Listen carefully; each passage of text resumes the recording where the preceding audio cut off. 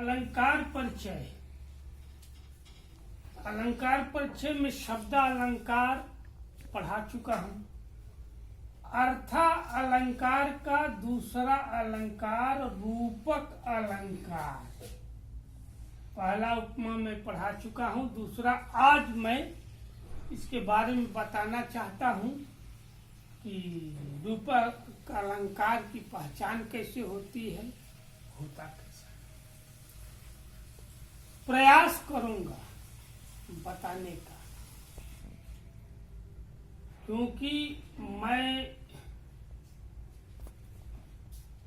ईश्वर नहीं हूं कि जो भी करूंगा वो सही ही होगा।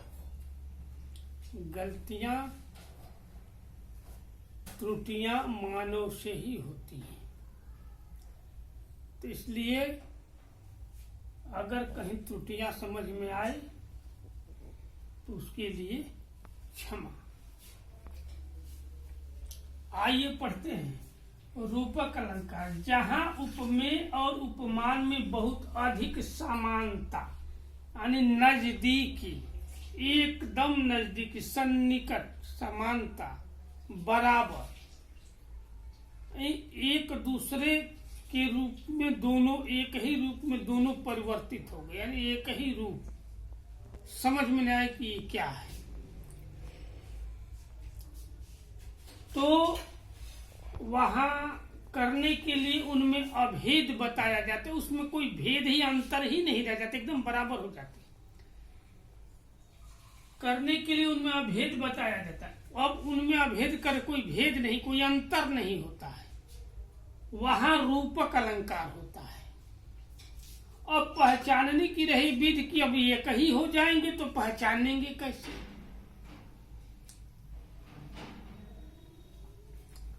तो पहचानने की विधि है, जैसे गुड़ और भेली, यानी राब कहते हैं बहुत जगह, दोनों का शरबत और गुड़ बड़ा बड़ा इतना बड़ा होता है, दोनों का शरबत घोल दिया जाए तो पहचान में नहीं आए को भेली वाला गोल वाला है को राब वाला है, स्वाद तो एक ही हो जाएगा।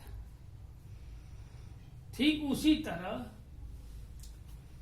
अब इसको पहचानना कैसे है ये समझिए ध्यान से। देखिए उधर उधो मेरा,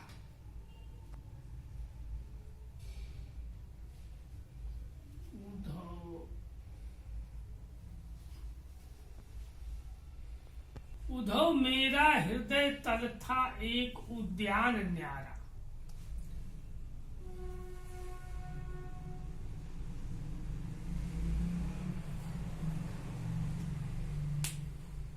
कह कौन रहा है किससे? उद्धव से। कृष्ण भेजे हैं जब वहां गोपियों के पास गोकुल में कि जाइए समझाइए, तो वो कह रही हैं, वो समझाने गए और खुद ही समझ के आ गए। गोपियां बहुत बड़ी गुरु थी, ये गए हैं उनको समझाने के लिए, इन्हीं को समझा दिए, चले आए वापस अपने घर। तो कह रही हैं ये गए हैं उनको बताने, और वो इन्हीं को बताना शुरू की। उधो मेरा हृदय तल था एक उद्यान न्यारा। हृदय तल यानी सतह, निचला भाग, तल यानी एकदम निचला भाग, सतह। उद्धव मेरा हृदय तल था एक उद्यान न्यारा। कह रहे हैं कि हे उद्धव, हमारा हृदय तो एक उपवन की तरह था, बगीचे की तरह था, न्यारा, अनोखा, शोभा देती अमित उसमें कल्पना की क्यारियां थी। और उसकी सुंदरता कौन बढ़ा रहा था, शोभनीय कौन बना रहा था? अमित उसमें कल्पना की क्यारियां, बहुत कल्पनाएं थी, अब पता नहीं क्या क्या कल्पना की थी। और उधर सुन रहे थे ऐसे, कल्पना की क्यारियां थी, प्यारे प्यारे प्यारे प्यारे कुसुम, कितने भाव के प्यारे प्यारे कुसुम अनेकों थे भावों के। कौन से भाव थे? उत्साहों के विपुल पिटपी, उत्साहों के वृक्ष, बहुत विपुल यानी बहुत, मुग्धकारी थे, मुग्ध कर देने वाले थे उत्साह। तो इसमें देखिए ये गोपियां उद्धव से बता रही हैं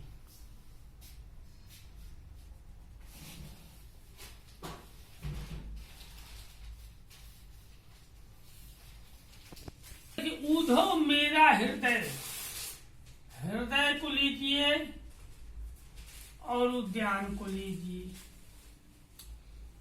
तो हृदय को बना दिया उद्यान, यानी हृदय तल था उद्यान का।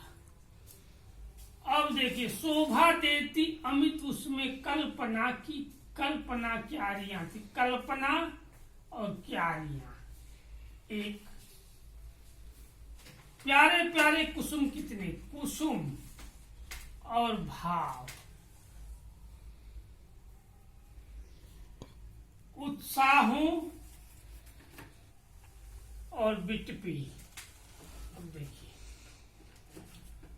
हृदय तल था एक उद्यान नार। अब उपमेय तो पढ़े हैं कि जिस वस्तु या प्राणी तुलना की जाती है, समता की जाती है, वो उपमेय कहलाता है। तो हृदय की तुलना उद्यान से की गई है, तो ये क्या हुआ? उपमेय। जिससे उपमेय की तुलना की जाती है वो उपमान होता है। तो उपमेय की तुलना किससे की गई? उद्यान से। उपमेय यानी उपमान हो गया। अब देखिए दोनों में अंतर कहीं नहीं है। हृदय को उद्यान बना दिया एकदम सम। अब यही इधर आ जाता, ये इधर चला जाता, तो ये उपमान हो जाता, ये उपमेय। अब कल्पना की क्यारियां, कल्पना,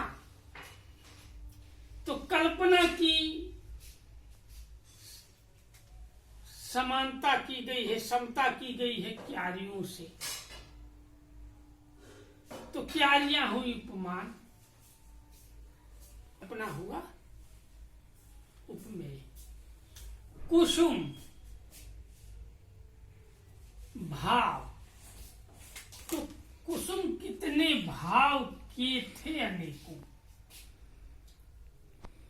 कुसुम की तुलना भाव से की गई है, अर्थात फिर वही बात ये वाली आ गई, जिससे जिस प्राणी या वस्तु की तुलना या क्षमता की जाती है वो उपमेय होता है, और जिससे उपमेय की तुलना की जाती है वो उपमान होता है। याद रखिएगा।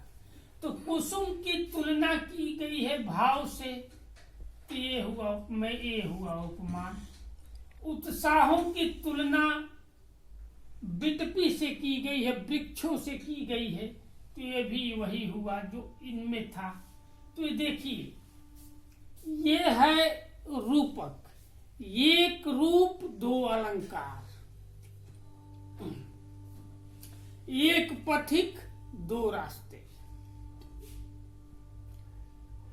ठीक है, अब समझ गए होंगे कि दोनों में बहुत नजदीकी है, एकदम समान, एकदम समता, समान हो गए हैं, एक ही समान। हृदय और उद्यान एक समान कर दिया है, हृदय को उद्यान बना दिया है। तो देखिए हृदय उद्यान बन गया, उपमेय और उपमान एक हो गए, वही रूपक होता है। यहाँ कल्पना और क्यारियों को एक कर दिया है, वो रूपक हो गया। कुसुम और भाव को एक कर दिया है, ये रूपक हुआ। उत्साहों और बिटपी को एक किया है, ये रूपक हो गया। यानी समानता बहुत नजदीक कर दिया, एकदम नजदीक। दूसरा देखिए, चरण कमल बंदो हर राय। क्या तुलसीदास कह रहे हैं? चरण या सूरदास क्या कह रहे हैं? भाई कबीरदास क्या कह, जो भी कोई हो, कभी कोई हो, तो क्या कह रहा है? मान लीजिए कवि क्या कह रहा है? चरण कमल बंदो हरि राय। हे प्रभु, आपके कमलवत यानी कमल के समान चरणों की मैं वंदना करता हूं। यहां देखिए, चरण कमल, चरण कमल, चरण की तुलना कमल से की गई है, अर्थात उपमेय उपमान, दोनों को एक कर दिया। चरण भी कमल के समान है, कमल तो कमल है ही, तो दोनों बराबर हो गए। माया मैं तो चंद्र खिलौना ले हूं, चंद्र और खिलौना।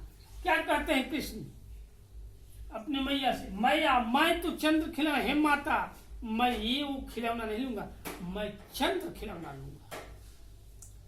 तो यहां चंद्र और खिलौना को एक कर दिया। ये भी वही हुआ, चंद्रमा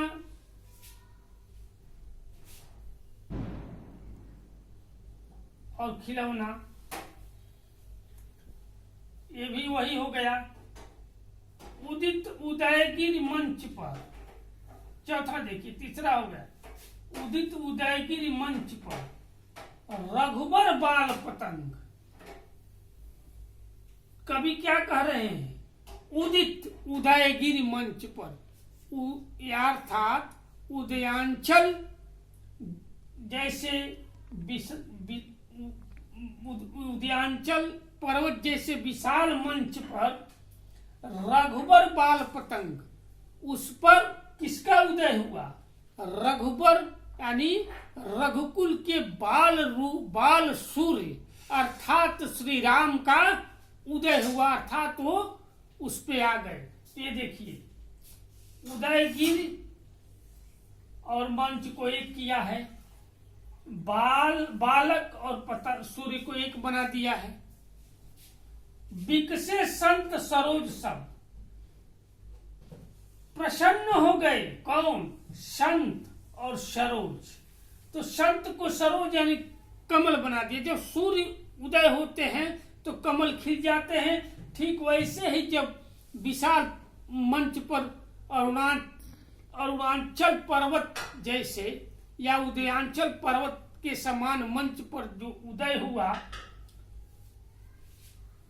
भगवान राम का, तो उसको देखकर संत रूपी कमल खिल गए और लोचन भृंग यानी आंखों रूपी भंवरे हर्षित हो गए। उनकी आंखों रूपी भंवरे हर्षित हो गए, देखे, ठीक है। तो लोचन को भृंग, इनकी संत सरोज की तुलना किया है उदयगिरि मंच से, और बाल और पतंग की, और लोचन और भृंग की। तो ये हुआ रूपक। यहां हमने बता दिया, ठीक वही चलेगा। बाल पतंग, बाल उपमेय, पतंग उपमान, संत उपमेय, सरोज उपमान, लोचन उपमेय, भृंग उपमान, इस चीज की तुलना की गई है। और अगले भाग में फिर मिलेंगे उत्प्रेक्षा के साथ।